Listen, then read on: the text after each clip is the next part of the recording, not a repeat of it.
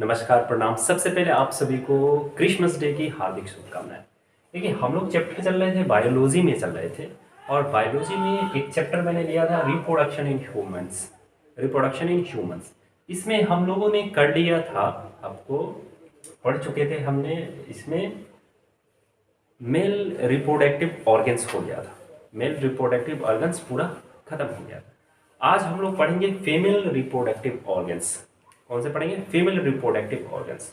ठीक है, चलिए हम लोग स्टार्ट करते हैं और आगे बढ़ते हैं। ठीक है, सबसे पहले हम लोग बात करेंगे कि मानव में, मानव जो होता है उसमें प्रजनन की जो क्षमता होती है कब से आरंभ हो जाता है। ठीक है, अब हम बात करते हैं, आगे हम चर्चा जारी रखेंगे आपसे कि पोवर्टी एज जिसको हम लोग कहते हैं। ठीक है, प्रजनन अवस्था, प्रजनन अवस्था, प्रजनन अवस्था जो होता है वो मेल और फीमेल में कब से स्टार्ट हो जाता है। ठीक है, अब जैसे सामान्यतः हम लोग सामान्यतः बात करेंगे पुरुष की, पुरुष की बात करेंगे। सामान्यतः पुरुष जो होता है उसमें यौन आरंभ जो हो जाता है आपको 13 से 16 वर्ष की अवस्था में। ठीक है, कब से? 13 से 16 वर्ष, 13 वर्ष से 16 वर्ष, 13 से 16 वर्ष की अवस्था में जो प्रजनन की अवस्था होता है जिसको हम लोग यौन आरंभ बोलते हैं, यानी यौन अवस्था इसको बोलते हैं। ठीक है, यौन अवस्था, इसको हम लोग यौन अवस्था भी बोलते हैं। तो पुरुष का जो होता है यौन अवस्था जो होता है, यानी प्रजनन की जो अवस्था होता है कब से स्टार्ट हो जाता है, तो 13 साल की आयु में स्टार्ट हो जाता है। और स्टार्ट होने के बाद उसमें ढेर सारे चेंजेस आ जाते हैं, ढेर सारे चेंजेस जो होते हैं स्टार्ट हो जाते हैं, जैसे दाढ़ी मूछे आना, आवाज़ का भारी हो जाना।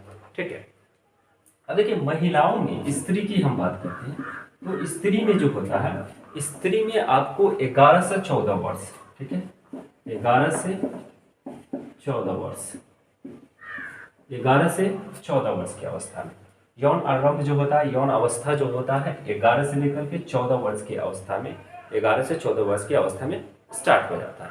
इस समय में क्या होता है, हार्मोन्स वृद्धि, लैंगिक अंगों का परिपक्व का नियामन होने लगता है, यानी इनके पुरुष के जो भी अंग होते हैं, ऑर्गन्स होते हैं, वो क्या हो जाते हैं, परिपक्व होने लगते हैं। ठीक है, और बहुत सारे चेंजेज हो जाते हैं, जैसे आप बचपन का जो आवाज़ होता है वो, और फिर जो वो किशोरा अवस्था में आता है उसका आवाज़ में काफ़ी डिफरेंट हो जाता है। ठीक है, तो आवाज़ का भारी हो जाना, ठीक है, ये सभी चीज़ें क्या हो जाता है, 13 से 16 वर्ष की अवस्था में चेंजेस होने लगता है। ठीक है, और स्त्री की बात करें तो 11 से 14 वर्ष की अवस्था में ये क्या होता है, यौन आरंभ हो जाता है। ठीक है, इसमें ढेर सारे क्या होते हैं, चेंजेस हो जाते हैं, स्त्री में भी चेंजेस हो जाते हैं और पुरुष में भी चेंजेस हो जाते हैं। आगे हम लोग बात करेंगे फीमेल रिप्रोडक्टिव ऑर्गन्स कौन कौन से हैं। ठीक है, female reproductive organ, female reproductive organs कौन कौन से हैं। ठीक है, अब देखिए फीमेल रिप्रोडक्टिव ऑर्गन्स जो होते हैं उनको दो भागों में हम लोग क्या करते हैं, विभाजित करते हैं। दो भागों में क्या करते हैं, विभाजित करते हैं। पहला जो होता है, पहला होता है इंटरनल ऑर्गन। क्या होता है, इंटरनल, इंटरनल ऑर्गन, पहला होता है इंटरनल ऑर्गन होता है। ठीक है, इंटरनल ऑर्गन। दूसरा जो होता है आपको एक्सटर्नल, एक्सटर्नल, एक्सटर्नल ऑर्गन। इसका हिंदी की जब हम लोग बात करते हैं, इंटरनल मतलब होता है आंतरिक। क्या होता है, आंतरिक।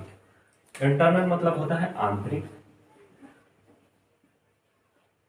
आंतरिक, और एक्सटर्नल मतलब होता है अंदर, यानी बृहद। आप बात कर सकते हैं एक्सटर्नल, सॉरी, ये इंटरनल मतलब हो गया आंतरिक, और फिर एक्सटर्नल मतलब होता है बाहर अंग, जिसको कहते हैं बाहर की तरफ,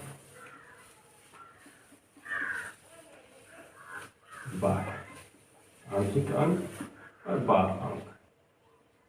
दो तरह के स्ट्रक्चर पाए जाते हैं फीमेल रिप्रोडक्टिव ऑर्गन्स के, दो तरह के। देखिए पहला जो होता है, पहले ही हम बात करते हैं इंटरनल की बात करते हैं। किसकी बात करते हैं, इंटरनल की बात करते हैं। पहला जो है इंटरनल में कौन कौन से ऑर्गन्स होते हैं, यानी हम ज़्यादातर ठीक है इंटरनल की बात करते हैं। और ये सभी जो अंग होते हैं, ये जब सभी जो अंग होते हैं फीमेल रिप्रोडक्टिव ऑर्गन जो होते हैं, उसकी हम यहाँ पे क्या करते हैं कि पूरा लिख देते हैं। पहले क्या करते हैं, पहले पूरा लिख देते हैं, उसके बाद बताएंगे आपको कि कौन सा इंटरनल है और कौन सा एक्सटर्नल है। ठीक है, या तो एक चीज़ को लेके चलते हैं हम लोग, या तो एक्सटर्नल लेके चलेंगे, नहीं तो इंटरनल लेके चलेंगे। ठीक है, तो चलिए हम लोग सबसे पहले हम लोग स्टार्ट करते हैं एक्सटर्नल की बात करते हैं। किसकी बात करते हैं, एक्सटर्नल, यानी बाह्य अंग जो होते हैं कौन कौन से होते हैं, बाह्य अंग। ठीक है, अब देखिए सभी बाह्य अंगों में सम्मिलित रूप से भाग, सभी जितने भी एक्सटर्नल यानी बाह्य अंग जो होते हैं उनको हम लोग क्या कहते हैं, भाग कहते हैं। ठीक है, क्या कहते हैं, भाग। इनमें से निम्न अंग है, जैसे पहला अंग जो है आपका क्या होता है, पहला, यानी हम लोग एक्सटर्नल लेके चल रहे हैं। कौन सा लेके चल रहे हैं, एक्सटर्नल लेके चल रहे हैं। तो एक्सटर्नल में आपको क्या होता है, रति सेल, पहला जो होता है आपका रति सेल होता है, पहला रति सेल। ठीक है, पहला जो हो गया आपका रति सेल हो गया। ठीक है, उसके बाद आता है आपको बृहद भागोष्ठ, दूसरा आता है बृहद भागोष्ठ, बृहद भागोष्ठ। ठीक है, इसका जो हिंदी वर्जन जो है थोड़ा सा आपको टेढ़ा लगता है। ठीक है, इंग्लिश में भी मैं कोशिश कर रहा हूँ कि हम लिखते। ठीक है, इंग्लिश में भी हम कोशिश कर रहे हैं कि आपको बताते चले। ठीक है, इसको रति सेल को हम लोग कहते हैं मोन्स वेनेरिस, मोन्स वेनेरिस। इसको क्या कहते हैं, मोन्स वेनेरिस, मोन्स वेनेरिस। इसको क्या कहते हैं, मोन्स वेनेरिस। इसको क्या कहते हैं, रति सेल को मोन्स वेनेरिस कहते हैं। और इसको कहते हैं लाविंग मेजर, बृहद को कहते हैं लाविंग मेजर कहते हैं। ठीक है, इसको कहते हैं लाविंग मेजर, लाविंग मेजर। ठीक है, आगे हम लोग लघु भागोष्ठ की बात करते हैं। तीसरा नंबर में है आपको लघु भागोष्ठ। इसको हम लोग इंग्लिश में कहते हैं, इसको हम लोग कहते हैं, इसको कहते हैं लाबिया मेजर, बृहद भागोष्ठ को। इसको हम लोग कहते हैं लाबिया मेजर। इसको क्या कहते हैं, लाबिया मेजर, लाबिया मेजर, इसको कहते हैं लाबिया मेजर। ठीक है, लाबिया मेजर, उसको दोनों में डिफरेंट है, लेकिन लघु भागोष्ठ और बृहद भागोष्ठ, इसको कहते हैं लाबिंग मेजर, इसको कहते हैं लाबिया मेजर। इसको क्या कहते हैं, लाबिया मेजर कहते हैं। ठीक है, या इसको एक और नाम से जानते हैं, इसको एक और नाम से जानते हैं, चलिए हम याद आता है तो फिर बता देते हैं आपको। उसके बाद होता है भाग सिसिनिका, तीसरा जो होता है भाग सिसिनिका होता है, भाग सिसिनिका,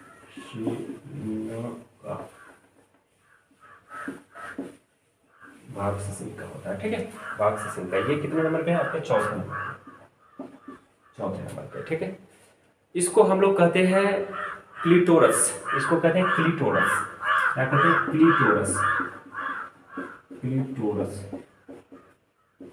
क्लिटोरस, इसको कहते हैं क्लिटोरस, क्लिटोरस, क्लिटोरस।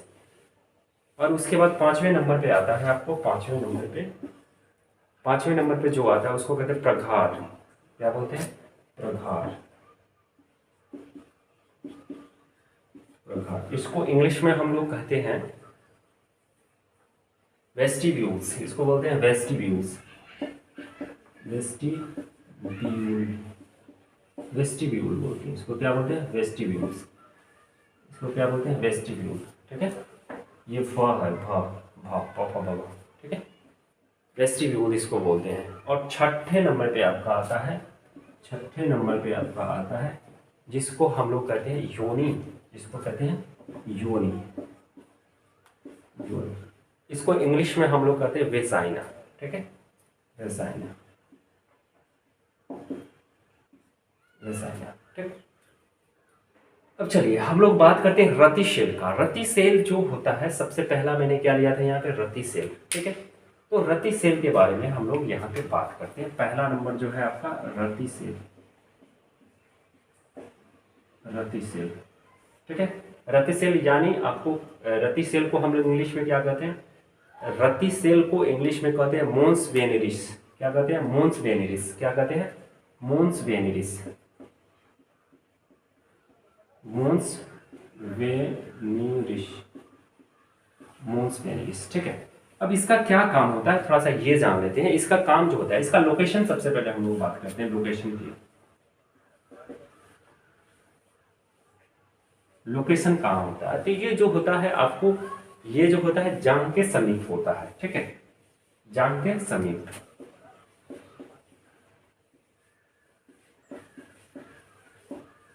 जांग के समीप होता है। ठीक है, और आगे बात करते हैं। ये जो होता है यह एक गद्दी के समान होता है, यानी फटे हुए कपड़े के समान होता है। ठीक है, गद्दी के समान।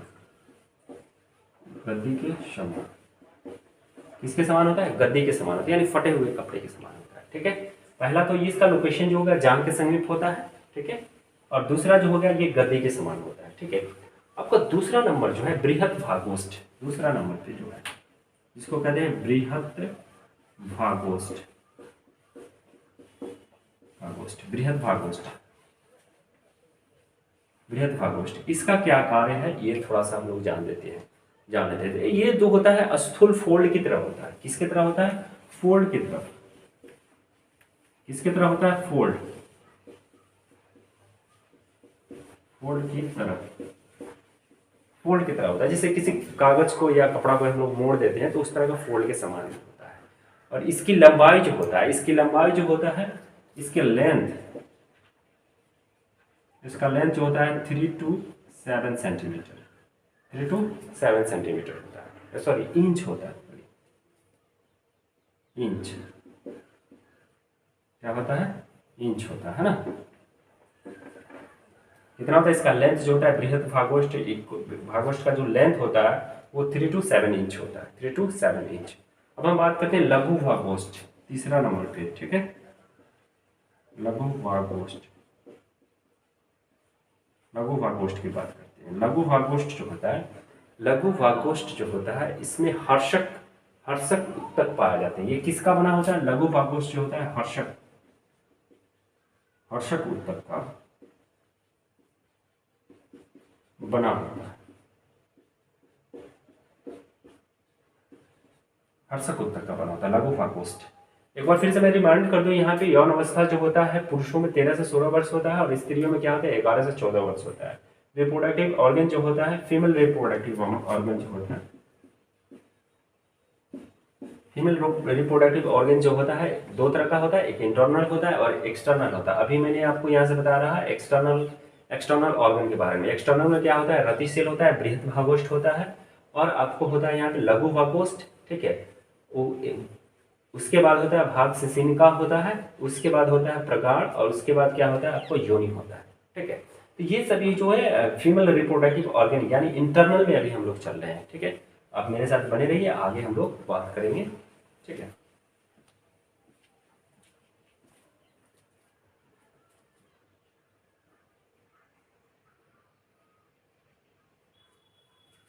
चलिए हम लोग आगे बढ़ रहे हैं। चौथा नंबर की बात करते हैं। 4 नंबर पे। ठीक है, 4 नंबर पे जो है वो है आपको भाग शिशिनिका। ठीक है, क्या है? भाग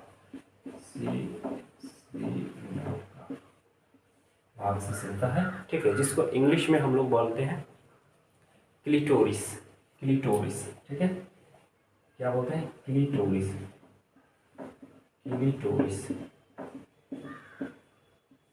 क्लिटोरिस बोलते हैं इसको। क्या बोलते हैं? क्लिटोरिस बोलते हैं।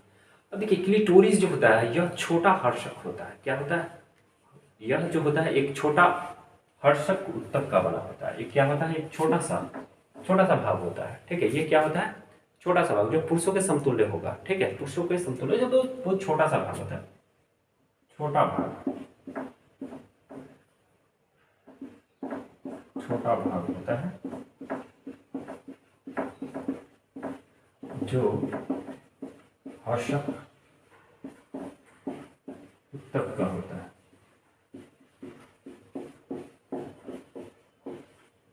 यह बहुत ही छोटा भाग होता है, भाग शिशिनिका जो होता है जिसको क्लिटोरिस कहते हैं हम लोग। क्या बोलते हैं? क्लिटोरिस बोलते हैं। अब हम पांचवें नंबर पे जो था उसकी हम बात करते हैं। पांचवें नंबर पे क्या था आपको, वेस्टिब्यूल्स, क्या नाम था उसका, वेस्टिब्यूल्स। इसको हम बोलते हैं वेस्टिब्यूल्स,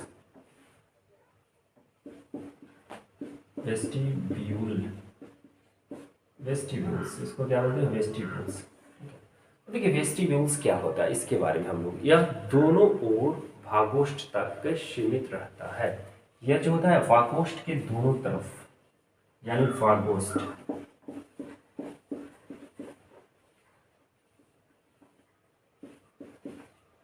वागोष्ठ के दोनों तरफ रहता है, वागोष्ठ के दोनों तरफ रहता है, ठीक है।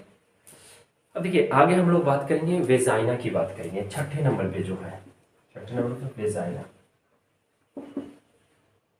वेजाइना की बात करेंगे, ठीक है। इसकी बात करेंगे वेजाइना। अब देखिए यह एक पेशीय नलिका होता है। यह किसका होता है, एक पेशीय नलिका होता है, पेशीय नलिका होता है। ये किस तरह का होता है, एक पेशीय नलिका जो बाहर में, जो बाहरी तत्वों से गर्भाशय की तरफ जाता है, जो बाहर से किधर जाता है, बाहर से गर्भाशय की तरफ जाता है, गर्भाशय की तरफ, गर्भाशय से बाहर से गर्भाशय की तरफ जाता है, ठीक है। इसकी भितियां परस्पर सटी रहती है, इसकी भितियां जो होता है परस्पर सटी रहती है, और योनि का उग्र पृष्ठ जो होता है मूत्राशय और मूत्र मार्ग से संपर्क में रहता है। और इसका जो एरिया जो होता है ये मूत्र मार्ग की एरिया होता है, ठीक है, मूत्र मार्ग की एरिया, ठीक है, रास्ता से सटा रहता है, सटा रहता है, ठीक है। पे जाना गया। अब हम लोग बात करेंगे इंटरनल ऑर्गन्स की बात करेंगे। किसकी बात करेंगे, इंटरनल ऑर्गन की। अगर आप स्क्रीनशॉट लेना चाहते हैं तो फिर ले सकते हैं, नहीं तो फिर मैं डिलीट करूंगा। आगे इंटरनल ऑर्गन की चर्चा जारी रहेगा।